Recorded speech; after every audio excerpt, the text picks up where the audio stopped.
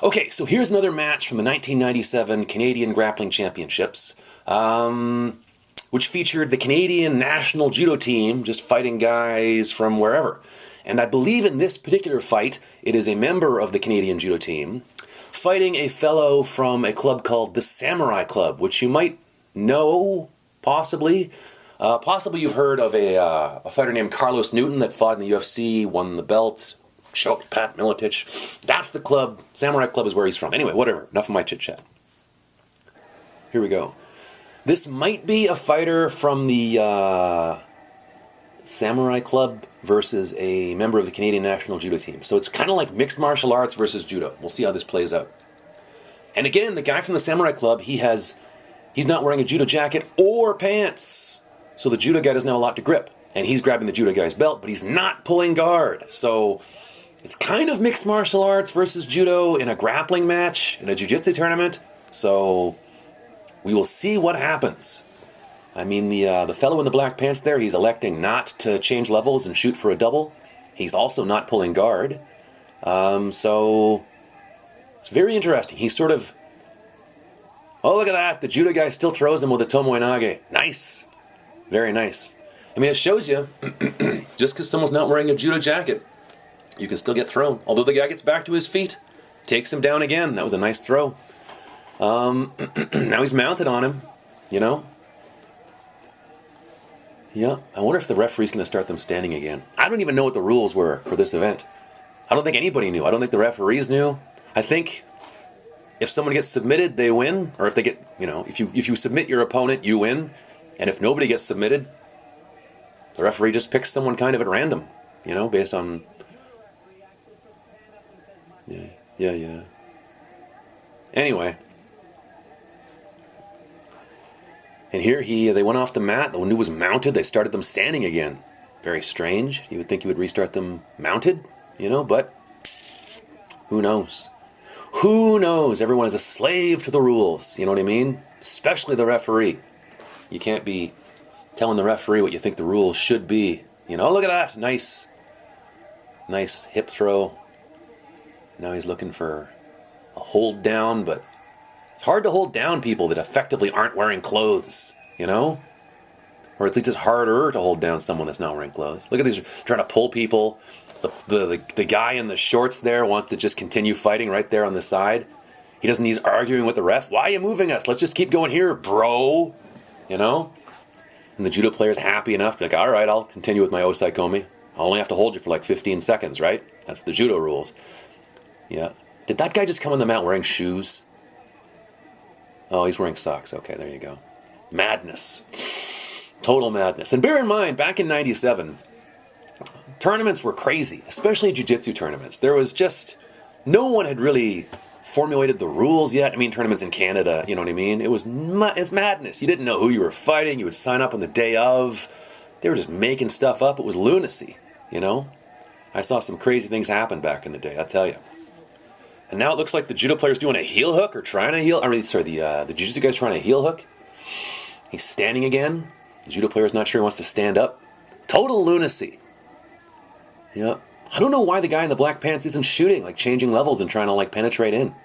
Does he not realize that's not... Well, at the time that was allowed in judo. I think it was called Morote Gary. But, very unusual. Very unusual.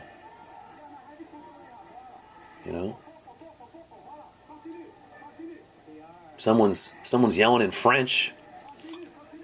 Maybe that's the coach for the jiu-jitsu player or the guy from Samurai Club. I have no idea.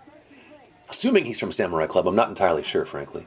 The judo player has mount, which is one of the holds in judo. If you mount a guy in judo, see if he does this though, he gets out. You got to hold in judo. You got to hold them on their back for a little while, and then that's why there's not that many submission holds in judo once you've pinned the guy.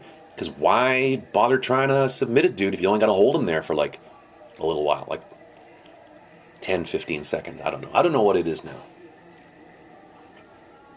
I think when I was doing judo it was 10, I think. I don't know. Maybe it was 20. I haven't done judo in a while. But this would definitely be osai komi. you know, and the referee would be like, oh, so I call me, and then he would, you know, and the guy on the bottom would flip out and try and do everything he could to get in his knees, you know.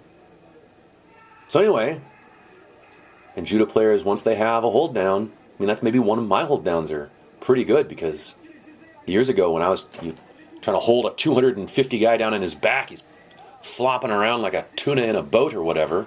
When you can hold that dude down, you can hold down pretty much anybody, you know. So the judo guy continues to hold down the jiu-jitsu player or mixed martial artist or whatever that guy is. I don't know. The guy in the black pants? I don't know. Yep. Yep. And bear in mind, back here, you don't see any, like Berimbolo. Nobody knew what that was. No one even had that idea of, like, you know what, I'm going to pull guard and then try and just go straight to your back. You know what I mean? Screw trying to pass guard. When you pull guard, I'm also going to pull guard, and then I'm going to turn upside down and, you know. Oh, look at that. The one fellow got on top. The fellow in the black pants escaped and got on top. I believe that's called the bridge and roll. Crazy. And the judo player's on his back with a closed guard, looking quite calm, you know. Yeah. Yeah. I don't know if you've ever had a grappling match where you're wearing a kimono and they're not. I've done that a few times. It can be a challenge when they can grab you and you can't grab them. It can be a challenge, you know. Yeah. Judo player's looking for a turnover here. And once again, I don't know the rules whatsoever, so I'm pretty sure nobody knew the rules for this. So what's going through the referee's head? I have no idea. Maybe he's like, should I stand them up? Should I award someone some points? When is my lunch break? Those are basically the three thoughts that any referee has. Should I stand them up? Should I award some points? When is my lunch? Oh, someone threw a boxing glove onto the mat there, which I guess symbolizes that time has expired. I'm just assuming that. And now they're having a little powwow, I believe is the term, you know? Maybe it's not. Probably it's not. They're having a little, you know? I was going to say seance. That's clearly not the term. You know? But who do you think won? I'd be going with the judo player. I mean, he was mounted on the guy and threw him a couple times and stuff. You know? Here we go. Let's see. Yep, the judo player won. Anyway, if you have any comments, write them in the box below. Fare thee well.